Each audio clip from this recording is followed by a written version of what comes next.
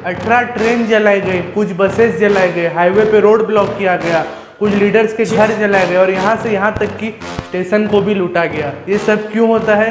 सिर्फ एक स्कीम की वजह से जिसका नाम है अग्निपथ। तो सिंपली इस वीडियो में हम लोग जानेंगे कि अग्निपथ स्कीम क्या है, अग्निपथ स्कीम के फायदे नुकसान क्या है एंड आपको इस स्कीम में आना चाहिए या नहीं आना चाहिए। तो सिंपली आप अपना 5 मिनट ध्यान से देखें, इसी के साथ बिना किसी देरी के पॉइंट पे आते हैं।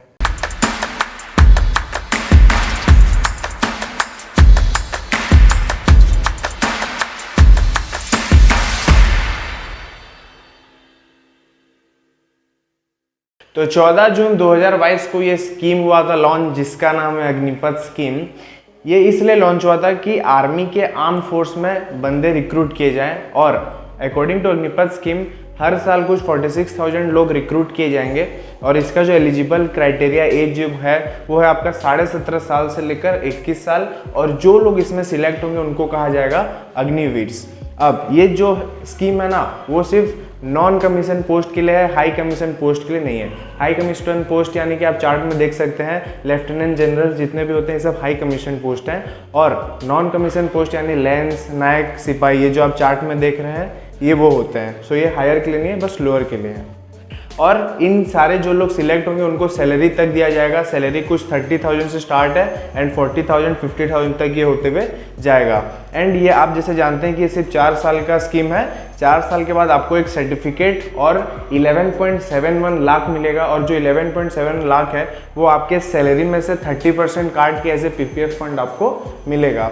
अब आते हैं इस मुद्दे पे कि इतना बड़ा प्रॉब्लम क्यों हुआ, मतलब मेन पॉइंट इस स्कीम के मेन पॉइंट पे आते हैं वो ये कि 4 साल के बाद सिर्फ 25% ही लोग ऐसे होंगे जिनको री एनलिस्ट करेंगे जो कि आगे कंटिन्यू कर सकते हैं फुल टाइम जॉब के लिए।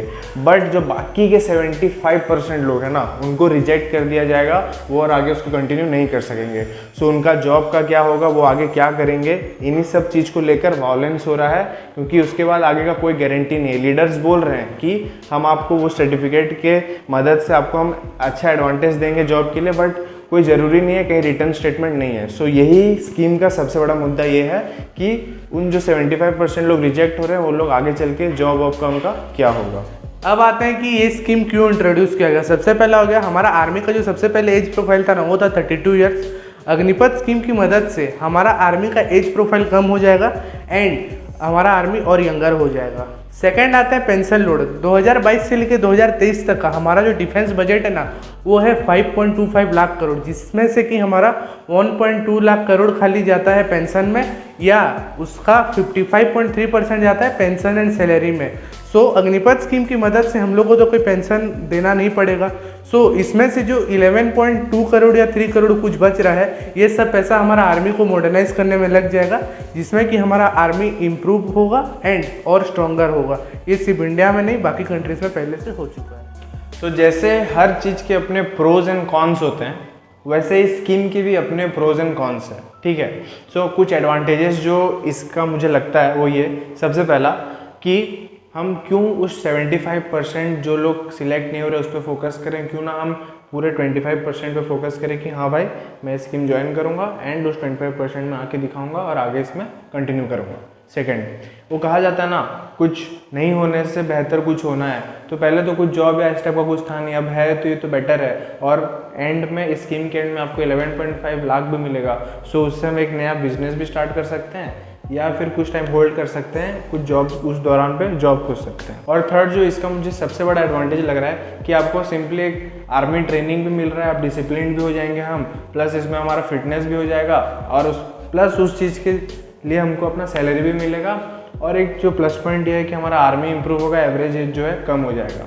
और फोर्थ एंड लास्ट एडवांटेज, लोग बोल रहे हैं ना कि जो लोग ये ट्रेनिंग लेके जिनको जॉब नहीं मिलेगा बाद में जो कंटिन्यू नहीं कर पाएंगे वो टेररिस्ट या कुछ बन जाएंगे। सो इसका एक सिंपल सा बात ये है, जो इंसान अपना देश से प्यार करेगा ना आप उसको कुछ भी कर लो वो कभी भी देश के अगेंस्ट तो नहीं जाएगा। ये पूरा का पूरा डिपेंड करता है उस इंसान पे। सो अब आते हैं कुछ अग्निपथ स्कीम के डिसएडवांटेज में। सबसे पहला आता है कि आप ना इसमें खाली अपना आर्मी रिलेटेड स्किल सीख पाओगे, आप बाहर का कोई स्किल नहीं सीख पाओगे जिससे कि आपको बाहर का कोई टेक्निकल जॉब मिल सके। सो अब आते हैं अपना सेकंड पॉइंट पे, आपका ना ये स्कीम सिर्फ ओनली 4 साल के लिए है, इसके बाद कोई गारंटी नहीं है कि आपको जॉब मिलेगा नहीं मिलेगा।